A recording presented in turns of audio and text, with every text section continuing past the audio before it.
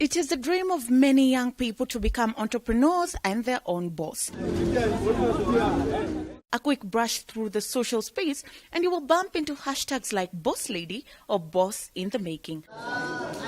However, how do we get them there? That is the bridge that Idev podcast recordings are trying to build.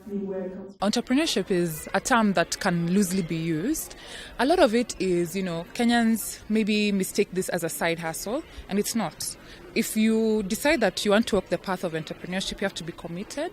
So you have to know from the get-go that you are actually walking this journey into entrepreneurship. You're leaving, let's say, corporate employment the way Wandia left, and you're now actually focusing on building a business.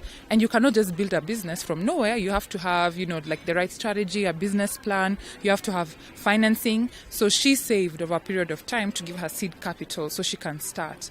And the beauty of youth is that, when you start your business, you still don't have as much responsibilities and as much commitments. So it allows you that bandwidth and flexibility to try a few things and to be able to make mistakes. Because one thing that's clear from the podcast series is that all these entrepreneurs have made mistakes in their journey and they've learned the hard way. It's not been easy, but the key snippets I would say is consistency, hard work, commitment, as well as honesty. Being able to be transparent enough, let's say with your suppliers and say, I'll not be able to pay you this month, with your staff to say, payroll might be delayed and things like that. So I think it's a journey and it's not for the faint-hearted and it requires a lot of commitment and persistence.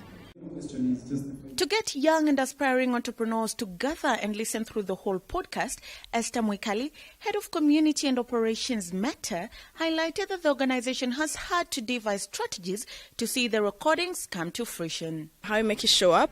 First, your design. You have to have good designers who know what they're doing and how to put the message out.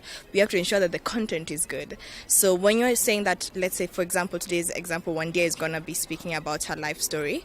What do people want to understand? They don't understand her entrepreneurial journey. They don't understand how she was a lion at one point. She just understand why she left World Bank, Citibank, and the likes and started off Vivo. So the story and the content has to be important and relevant. How do you make it upbeat? We ensure that the moderator is upbeat as well, just as we had Winnie. Make sure the person who's moderating knows exactly the story of the person behind it and actually can drive the conversation through up to the end and keep the person engaged and also the audience engaged. Appeal to the Kenyan market. With a bigger chunk of the audience being young, Wandia nudged that the best time to start a business is when one is young. Though tough, it's a blessing in disguise. I actually envy the younger generation who are trying to do this. Because I think, especially if you've not had 10, 15 years of being employed and being a corporate, there's less to unlearn. I think if you start young, while you still don't have a lot of commitments, so you're able to work longer hours, you're able to take more risks, you're able to live in your parents' house and not pay rent, or whatever it's going to take. I think you can really throw yourselves into it in ways that when you're older and your lifestyle has changed and your responsibilities are bigger, it becomes a lot harder. Having run her business for many years, she has learned valuable lessons that she went ahead to share with the audience. Spend the money on the things that are going to make the difference to your clients. So it's not about the car you're going to drive or how fancy your offices necessarily are or even what you're wearing. Yes, you've got to look good and be respectful. Buy Vivo. Don't. And that I see. I think when you're young and you suddenly find you do a good contract and you make a lot of money, you might be tempted to put that into something that really isn't going to make a difference to how your business grows. So that would be the kind of advice I would give if I was mentoring somebody younger, and then also to be a bit more patient in terms of how quickly you expect things to really grow. But having said that, sometimes our generation might hold you back because that's the way we've been wired. And yet young people, if you don't limit yourself, maybe you'll grow 10 times faster. So there's anything else? Now's the time to just put in crazy hours, talk to as many people as you can, be as open-minded as you can to listening to advice. Not that you have to follow everything you hear, but it's really great to get different perspectives.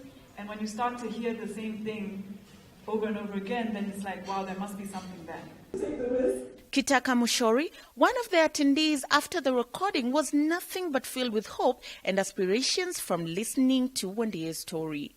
Personally, I feel like my takeaway would be Wandia has been quite encouraging and inspiring on her story from working in a corporate for 10 plus years and now moving on to the journey of entrepreneurship, just showing us how you can face fear and